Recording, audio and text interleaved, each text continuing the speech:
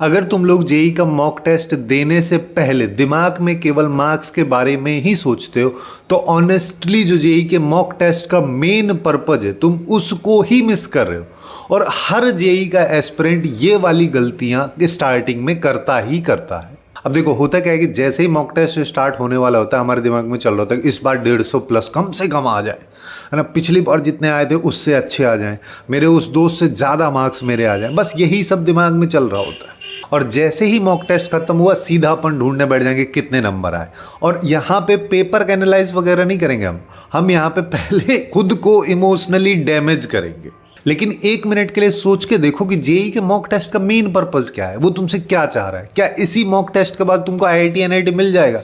या आज तुमने मॉक टेस्ट दिया कल से ही तुमको आईआईटी एनआईटी में एंट्री हो जाएगी सीएससी ब्रांच के साथ में? ऐसा तो होने वाला नहीं है। तो जो मेन पर्पस है यहाँ पे जेई के मॉक टेस्ट का, वो तुम्हारा ईगो सेटिस्फाई नहीं करना है। वो मेन पर्पस ये है कि तुम जो अब इस स्टेज में जेई की प्रिपरेशन में हो, यहाँ पे क्या क्या मिस्टेक्स कर रहे हो, उनको कैसे इम्प्रूव कर सकते हैं, इसका रियलिटी चेक देना है। और यही चीज़ को टॉपर्स लोग समझ जाते हैं और एक एवरेज जेई एस्पिरेंट इसी में फंसा रहता है कि वो जेई के मॉक टेस्ट को एक रिपोर्ट कार्ड की तरह ट्रीट करने लग जाता है, जो कि बाद में चल के सबसे बड़ा डिफरेंस क्रिएट करता है। तो सपोज कर लेते हैं, मान लो तुम्हारे 52 नंबर आए, ठीक है। अब तुम अगर मान लो यहीं पे सोचने लगे मेरे तो इतने कम नंबर आए, शायद मैं ही कमजोर हूँ, मेरे से जेई हो ही नहीं पाएगा, आईआईटी एनआईटी कुछ नहीं मिलना है, मैं प्रिपरेशन ही छोड़ देता हूँ, और तुम पूरी तरीके से डिमोटिवेट हो गए। अब यहीं पे दूसरा स्टूडेंट है, उसके भी उतने ही नंबर आए, ठीक है। अभी वो सोच रहा है कि यार मैंने ना एक्चुअली में इस टेस्ट के लिए उतने अच्छे से प्रिपेयर नहीं किया था, जिस टॉपिक या सब्जेक्ट का टेस्ट था वो मैं पढ़ के ही नहीं आया था।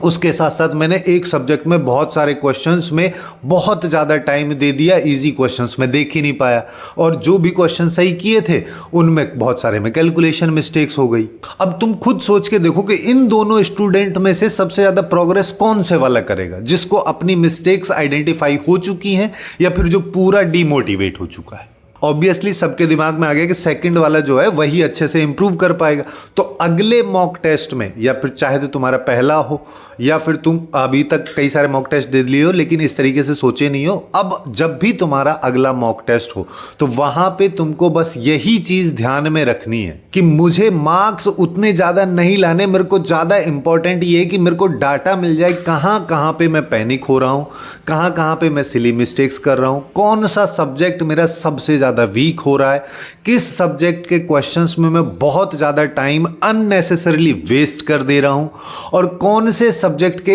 इजी क्वेश्चंस को मैं देख तक नहीं पा रहा हूं। और जब तुम ऐसा करने लग जाओगे ना, तुम मॉक टेस्ट को एक रिपोर्ट कार्ड की तरह ट्रीट नहीं करोगे, तुम उसको एक जेई के लिए दिया गया टूल की तरह यूज करोगे, जिसका मतलब सिंपल से ये होगा कि तुमको हर बार पता चलेगा कि तुम्हारे पास ये मिस्टेक्स हो रही हैं, इन सबको तुमको रेक्टिफाई करना है। और जैसे कि पिछली बहुत सारी वीडियोस में बताया हूँ हर बार